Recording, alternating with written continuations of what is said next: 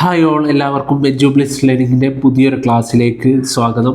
ഇന്നത്തെ ക്ലാസ്സിൽ നമ്മൾ ഡിസ്കസ് ചെയ്യാൻ പോകുന്നത് ഇംഗ്ലീഷ് PVQ 2024 നവംബറിൽ നടത്തിയിട്ടുള്ള കാറ്ററ്റ് എക്സാമിൻ്റെ കാറ്റഗറി 2ൻ്റെ ക്വസ്റ്റ്യൻസ് ആണ്.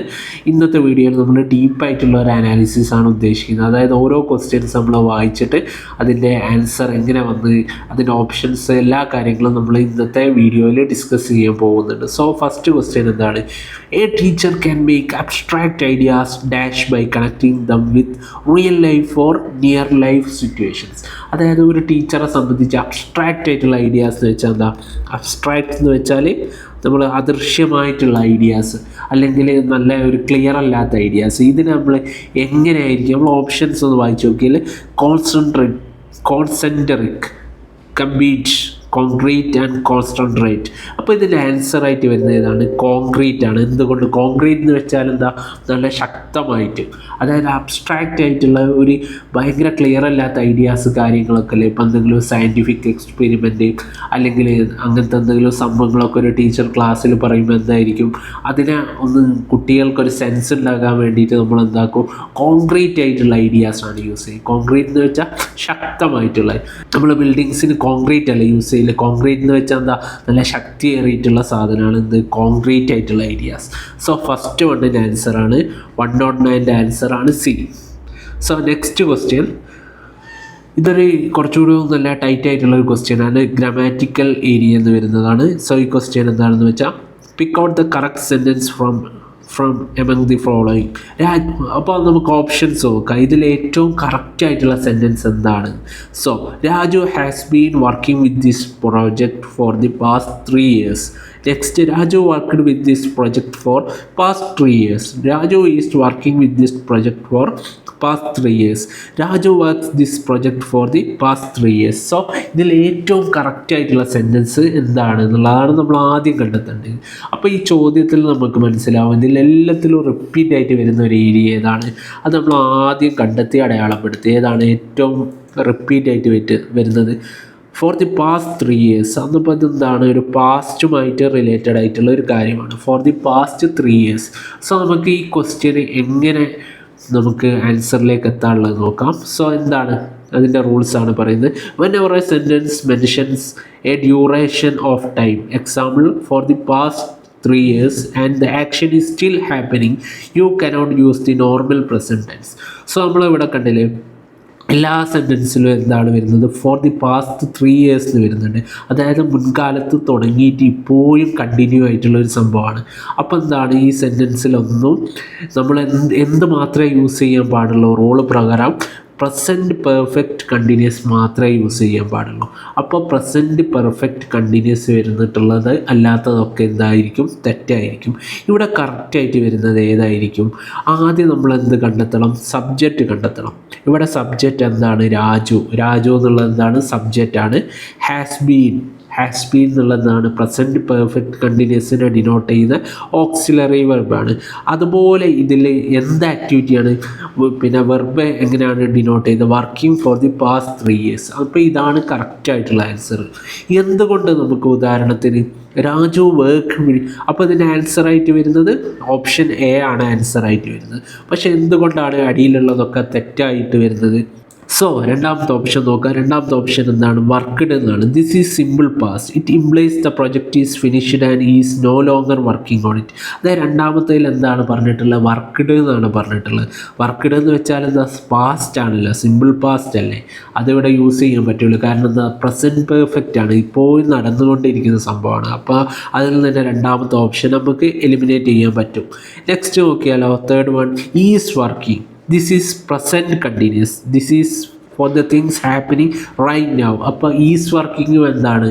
ഇപ്പോൾ എററാണ്. കാരണം എന്തുകൊണ്ടാണ്? അത് പ്രസൻറ്റ് കണ്ടിന്യൂസ് ആണ്. അതുപോലെ എന്താണ്? വർക്ക്സ് എന്നാണ് ലാസ്റ്റ് ഉള്ളത്. കംപ്ലീറ്റ്ലി റോങ് ആണ്. എന്താണ്? അത് പ്രസൻറ്റ് ടെൻസിലാണ് യൂസ് ചെയ്തത്. ഏതിൽ? സിമ്പിൾ പ്രസൻ്റ് ആണ്. നമുക്കിവിടെ സിമ്പിൾ പ്രസൻ്റ് അല്ല വേണ്ടത്. എല്ലാത്തിലും എന്താണ് പറയുന്നത്? For the past 3 years. അതായത് മുൻകാലത്ത് തുടങ്ങി ഇപ്പോഴും നടന്നുകൊണ്ടിരിക്കുന്ന സംഭവമാണെന്ന്. അതുകൊണ്ട് നമ്മൾ എന്താണ് യൂസ് ചെയ്യുക, പ്രസൻറ്റ് പെർഫെക്റ്റ് കണ്ടിന്യൂസ് ടെൻസ് ആണ് അവിടെ യൂസ് ചെയ്യുക. സോ നമുക്ക് അടുത്ത ക്വസ്റ്റ്യൻ നോക്കാം. 111ാമത്തെ ക്വസ്റ്റ്യൻ നോക്കാം. The sun set in the west. അപ്പോൾ ഇതിൻ്റെ ഓപ്ഷൻസ് നോക്കാം. ഡസ് ഇറ്റ് ആണ്, ഡസിൻ്റ് ഇറ്റ് ഉണ്ട്, ഈസ് ഇറ്റ് ഉണ്ട്, ഈസിൻ്റ് ഇറ്റ് ഉണ്ട്. ഇത് സിമ്പിളായിട്ട് നമുക്ക് ആൻസർ എഴുതാൻ പറ്റും. അപ്പോൾ ഇതൊരു ക്വസ്റ്റ്യൻ ടാഗ് അല്ലേ. ക്വസ്റ്റ്യൻ ടാഗ്, ഈ ക്വസ്റ്റ്യൻ്റെ പ്രത്യേകത എന്താണ്, ഇതൊരു പോസിറ്റീവായിട്ടുള്ള ക്വസ്റ്റ്യൻ ആണ് ഇതിൽ പറഞ്ഞിട്ടുള്ളത്. പക്ഷേ ഇതെന്താണ്, ക്വസ്റ്റ്യൻ ടാഗ് ആകുമ്പോൾ നമുക്ക് നെഗറ്റീവ് ആക്കി മാറ്റണം, നേരെ ഓപ്പോസിറ്റ്. അപ്പോൾ ഡസിറ്റും ഈസിറ്റും എന്താണ്, ആ സ്പോട്ടിൽ തന്നെ ഇററാണ്, അവിടെ നമുക്ക് എലിമിനേറ്റ് ചെയ്യാം. പിന്നുള്ള ഓപ്ഷനോ ഡസിൻറ്റിറ്റും ഈസിൻറ്റും. അപ്പോൾ നമുക്ക് ഈസിൻറ്റിറ്റും റോങ് ആണ്. എന്തുകൊണ്ട്, ഇവിടെ എന്താണ്, ഇവിടെ സെൻറ്റൻസിൽ ഈസ് വരാത്തത് കൊണ്ട് എന്തായാലും ഈസിൻറ്റിറ്റ് അവിടെ വരില്ല. അപ്പോൾ അതിൻ്റെ ആൻസറായിട്ട് നമുക്ക് കണ്ടെത്താൻ പറ്റും, ഡസിൻറ്റിറ്റ് ആണ് അതിൻ്റെ ആൻസർ. സോ നമുക്ക് 112ാമത്തെ ക്വസ്റ്റ്യൻ നോക്കാം.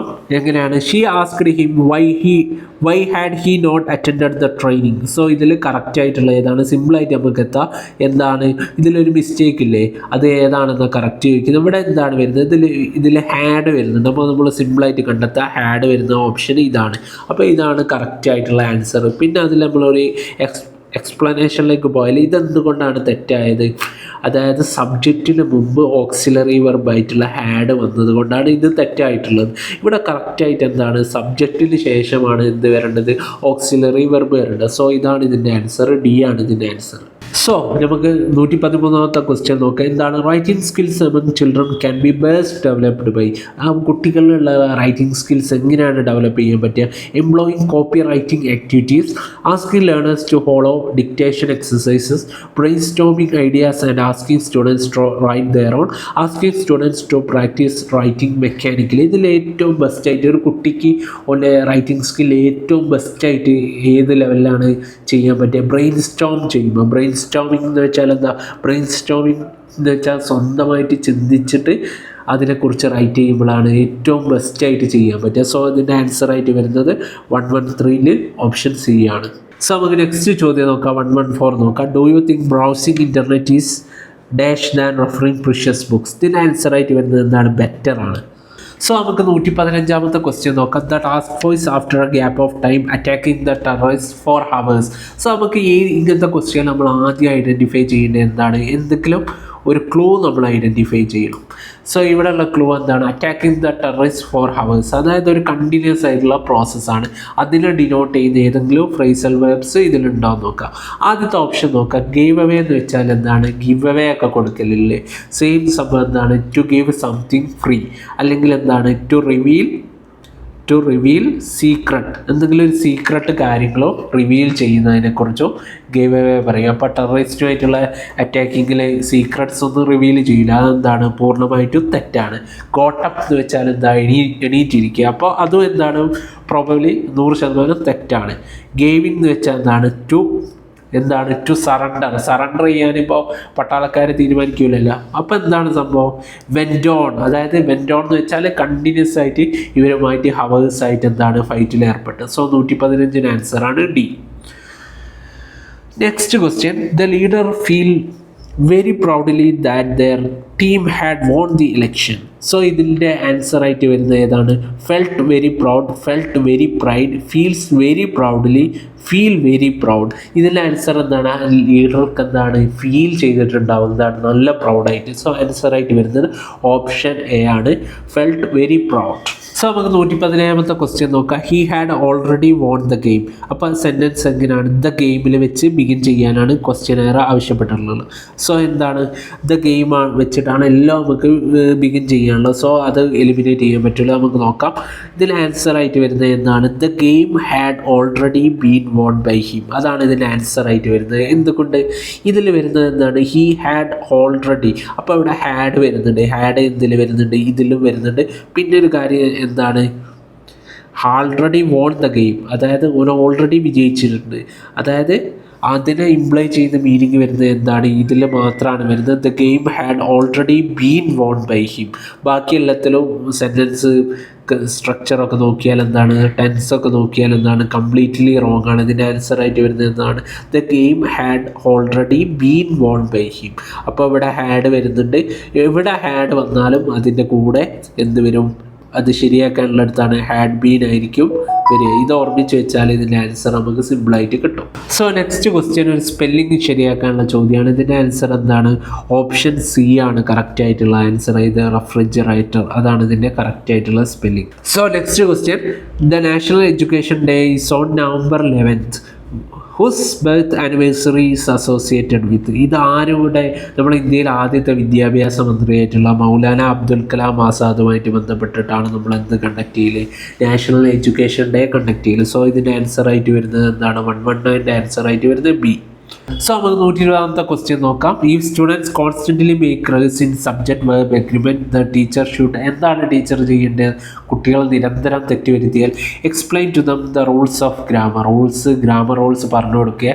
അല്ലെങ്കിൽ ask them to learn the rules again and again. വീണ്ടും വീണ്ടും കുട്ടികളെ കൊണ്ടത് പഠിപ്പിക്കുക. അല്ലെങ്കിലോ take such examples and pay special attention. ഒരു മികച്ച ടീച്ചർ എന്താണ് ചെയ്യേണ്ടത്? ആ കാര്യങ്ങൾ ഫീഡ്ബാക്ക് ടേക്കൺ ചെയ്തിട്ട് ആ കുട്ടികൾക്ക് കുറച്ചുകൂടി സ്പെഷ്യൽ അറ്റൻഷൻ കൊടുക്കുകയാണ് ബെസ്റ്റ് ആയിട്ടുള്ള ഒരു ടീച്ചർ ചെയ്യുന്നത്. സോ ഇത്രയുമാണ് ഇന്നത്തെ ക്ലാസ്സിലുള്ളത്.